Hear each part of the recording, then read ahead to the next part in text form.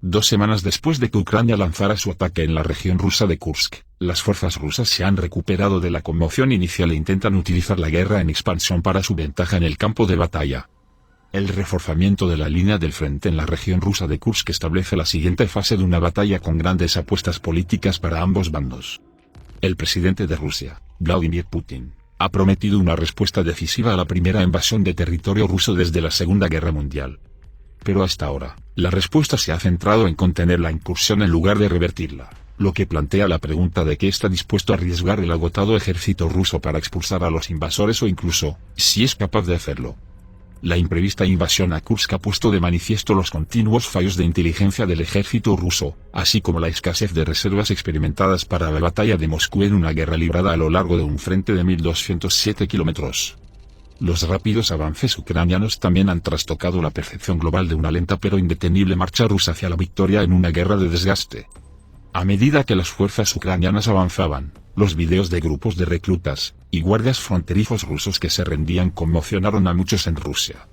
Aún así, la batalla en las regiones fronterizas de Rusia sigue en sus fases iniciales, y el ritmo actual de la incursión en Kursk está dando tiempo a Putin para calibrar su respuesta.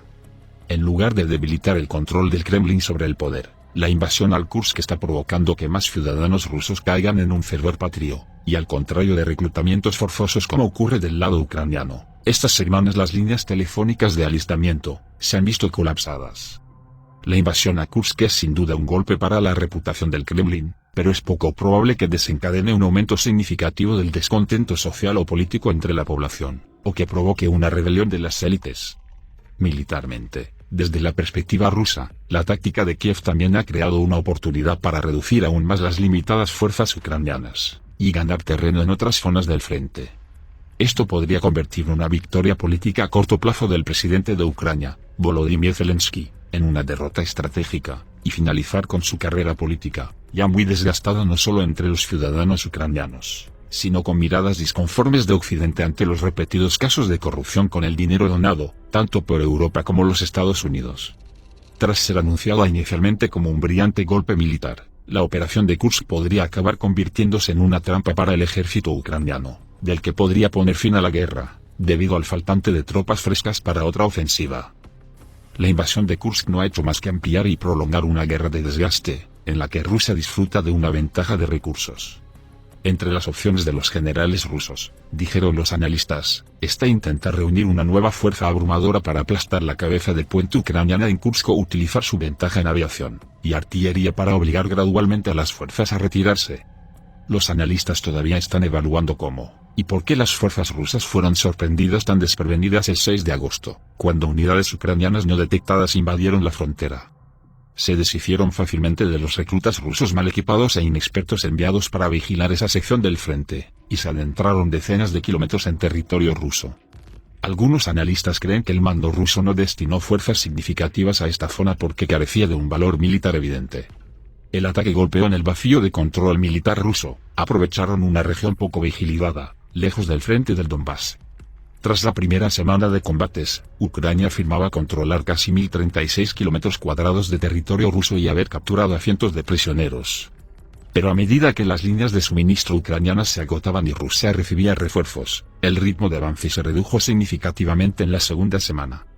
La mayoría de los analistas militares creen que Ucrania ya no amenaza ningún objetivo estratégico, como la central nuclear de Kursk o la capital de la provincia. La ofensiva en el Kursk se desinfla, y todo hace ver que Ucrania intentará retener el territorio ocupado. Pero Rusia puede declarar más movilizaciones, las que haga falta para defender su territorio, sin tener que secuestrar nuevos reclutas para el frente. Un país de más de 300 millones de habitantes, no cabe duda que tiene recursos humanos para varios años de guerra. ¿Puede decir lo mismo Ucrania? Luego está la industria militar rusa, si ya es poderosa, con los aportes de países como China, Irán o Corea del Norte, los recursos materiales los tiene asegurados también. ¿Hasta cuándo Ucrania contará con las donaciones de un Occidente ya cansado de dilapidar el dinero de sus ciudadanos, en una guerra que no les pertenece? Los analistas creen que Rusia ha concentrado ahora suficientes fuerzas en Kursk para empantanar en gran medida a los invasores en el mismo tipo de guerra posicional visto en otros frentes. Mayores recursos, es decir Rusia, con el triple de población y una mayor base industrial, ese bando sigue siendo Rusia. Todo es definido en una frase: Rusia es Rusia, y Ucrania un subvencionado de Occidente. Por lo tanto, amigos bolaceros, como un chicle, esto se estira, para un final que está más que claro. Esto terminará con resultados político-militares a favor de Rusia.